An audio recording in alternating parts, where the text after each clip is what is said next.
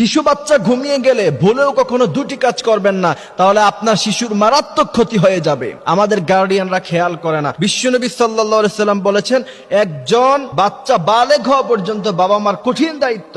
আপনার সন্তান যদি ছোট্টবেলায় অসুস্থ হয়ে যায়, তাহলে আল্লাহর কাছে আপনাকে জবাবদিহিতা করতে হবে। যে সমস্ত গার্ডিয়ানদের প্রচন্ড পরিমাণ অবহেলার কারণে বাচ্চারা অসুস্থ হয়, মনে রাখবেন আপনার জন্য গুনাহ লিখা হবে। কারণ আপনার দায়িত্ব, সন্তান জন্ম দিয়েছেন, বালেগ হওয়া পর্যন্ত তার দেখভালের অবশ্যই আপনার দায়িত্ব আছে।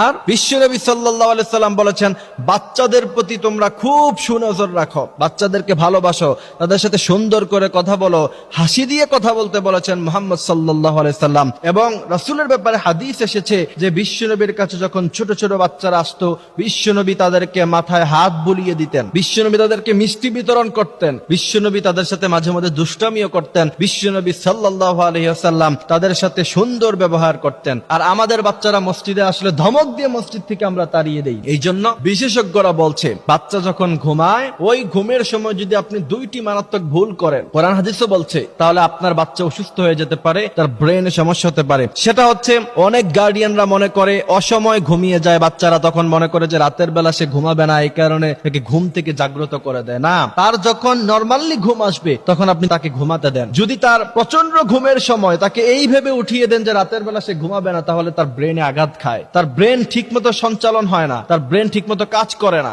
এই জন্য আস্তে আস্তে সে অসুস্থ হয়ে যেতে পারে, তার ব্রেন দুর্বল হয়ে যেতে পারে। এই জন্য সে যখনই ঘুমাতে চায় তাকে ঘুমাতে দিন। ঘুম থেকে রাগারাগি করে তাকে ওঠানোর কোনো প্রয়োজন নাই। এই ভুলটা আমরা কখনো করব না।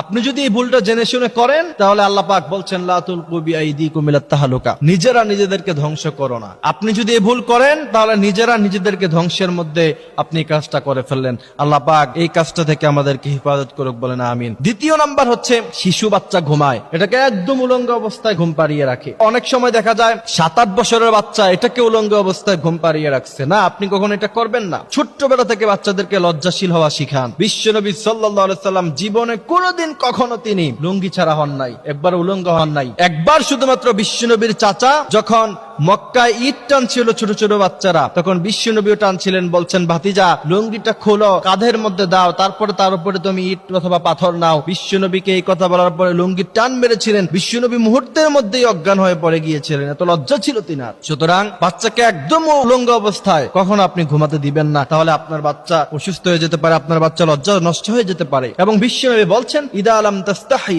ফাসনা মা শিতা, যার লজ্জা নাই সে পৃথিবীর সব কাজ করতে পারে, যা ইচ্ছা তা করতে পারে। আর যার লজ্জা আছে সে পৃথিবীর সব কাজ করতে পারে না। অমুসলিম ওই ব্যক্তির যদি লজ্জা থাকে, দেখবেন সে খুব সুন্দরভাবে, সাবলীল ভাবে যে সমস্ত